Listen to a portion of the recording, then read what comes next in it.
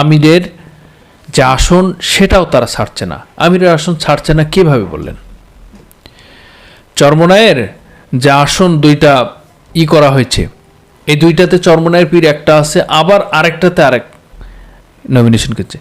আপনি বলেন, বাংলাদেশ জামাত ইসলামের 6 জন নায়েবে আমির আছে, তার মধ্যে অ্যাডভোকেট এই যে মোয়াজ্জাম হেলাল সাহেব একজন, ডাক্তার আব্দুল মোহাম্মদ তাহের একজন, অধ্যাপক মুজিবুর রহমান একজন, এরা তো নায়েবে আমির।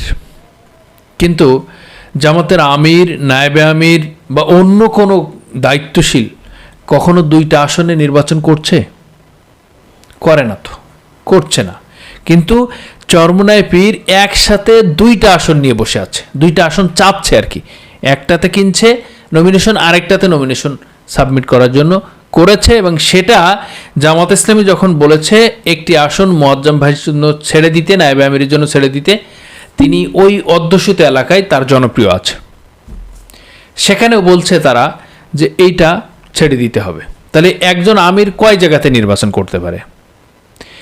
এখনও যারা উপজেলা চেয়ারম্যান, সিটি কর্পোরেশন এবং বিভিন্ন আসন বিন্যাস করে যারা এ পর্যন্ত ফলপ্রসূ কোনো রেজাল্ট দেখাতে পারেনি, তারা একসাথে 2 জায়গাতে নির্বাচন করা কতটুকু সমীচীন, কতটুকু যৌক্তিক, আপনাদের সামনে আজকে এই কথাগুলো শোনার জন্য আমি দ্বন্দ্ব বানাচ্ছি।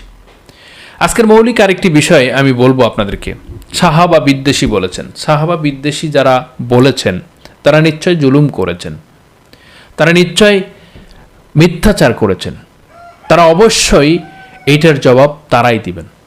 আজ হোক কাল হোক, আদালতে আখেরাতে সব জায়গাতে দিবেন।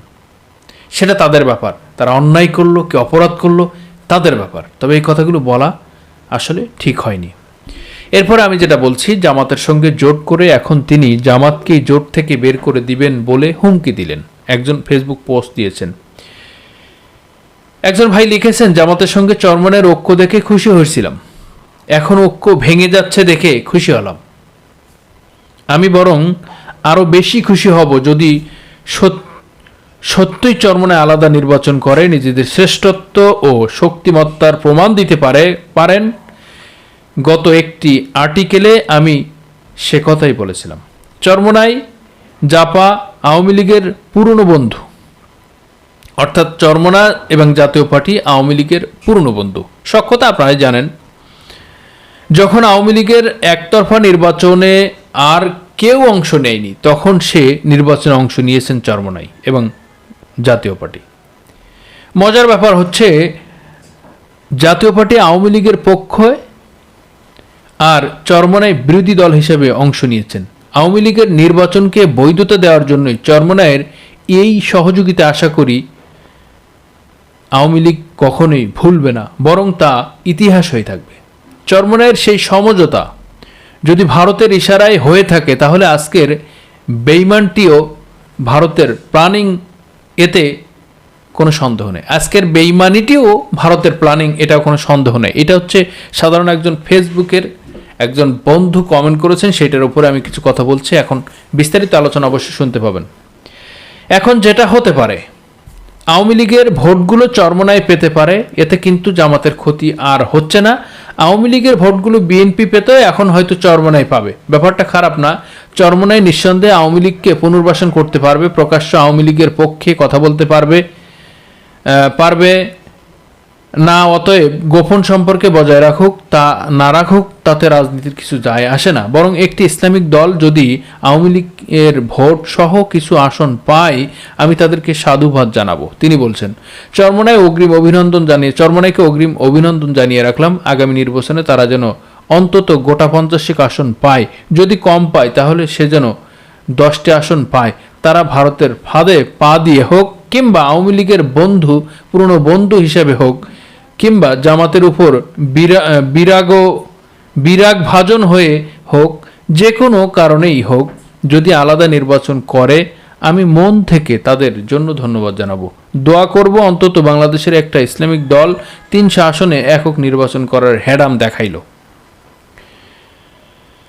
প্রশ্ন হলো, ইসলামী দলগুলো আলাদা নির্বাচন করলে জামাত ক্ষমতা আসতে পারবে কিনা। কথিত জরিপ যাই বলুক, কিন্তু বর্তমানে যে ধরনের পাবলিক পারসেপশন এবং জোয়ার সৃষ্টি হয়েছে তাতে আল্লাহর ইচ্ছাই অসম্ভব কিছু নয়। চরমনায় আলাদা নির্বাচন করুক, এটা নিয়ে আমার কোনো আপত্তি নেই, কিন্তু তারা সংস্কারে যেভাবে জামাতের সঙ্গে ছিল বা তাদের ভাষায় জামাত তাদের সঙ্গে ছিল, তারা যেন তাদের সেই অবস্থানে দৃঢ় থাকেন। যদি সংস্কার প্রস্তাবগুলো বাস্তবায়িত হয় তাহলে ক্ষমতায় যেই আসুক জনগণের লাভ হবে। যেহেতু পীর সাহেব বলেছেন, সঠিক বলেছেন, তিনি বলেছেন তারা মাঠ জরিপ দেখেছেন, তারা 143টি আসনে বিজয়ী হবেন, তাহলে সংখ্যাগরিষ্ঠতার জন্য আর মাত্র আসন দরকার। বিগত কোনো নির্বাচন এমন স্বাদের লাউ মার্কা নির্বাচনে ওনারা একটি আসনও পেয়েছেন এমন নজির নেই। তাহলে এবারে কোন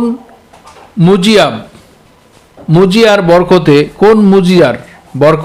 143 আসনে এই A+ আসন জেনে নেই। বাস্তবতা কি? জামাত ইসলামের আন্দোলন চরমনায় গত 3টা নির্বাচন হিসাব।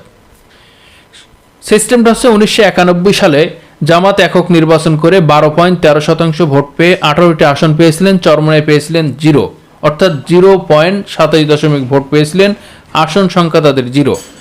1996 সালে জামাত ইসলাম নির্বাচন করেছিলেন 8.61% ভোট পেয়ে আসন পেয়েছিলেন 3টা। ইসলামী আন্দোলন 0.3% কমে এসেছিল, জামাতেরও কমেছিল, ইসলামী আন্দোলন আসন পেয়েছিলেন, চরমনা আন্দোলন 0। 2001 সালে জামাত জোটবদ্ধভাবে 4.28 আসন 28% ভোট পেয়ে থাকেন, আসন পেয়েছিলেন 17টি। ইসলামী আন্দোলন 0.01% ভোট পেয়েছিলেন, আসন পেয়েছিলেন 0টি। 3টা নির্বাচনে 0 পেয়েছেন। 2008 সালের নির্বাচনে চরমনায় 0.94% ভোট পেয়েছেন, জামাত জোটবদ্ধভাবে 4.7% ভোট পাইছে। এই কথা হলো, এই যে চরমনায় 150 আসন দাবি করে তারপর 100-এর নিচে নামতে না চাওয়া, এসব আসনে কোনো চিন্তার আলোকে জামাতের একক ভোট 91 সাল থেকেই 2008 সাল পর্যন্ত নির্বাচনের ফলাফল অনেকটা ক্রিকেট খেলার মতো আর্টিকেবল। আপনি আন্দাজ, অনুমান, জরিপ এসব করতেই পারেন, কিন্তু ভোটারদের মনে মানসিক ও পছন্দ রিডিং করতে পারেন না।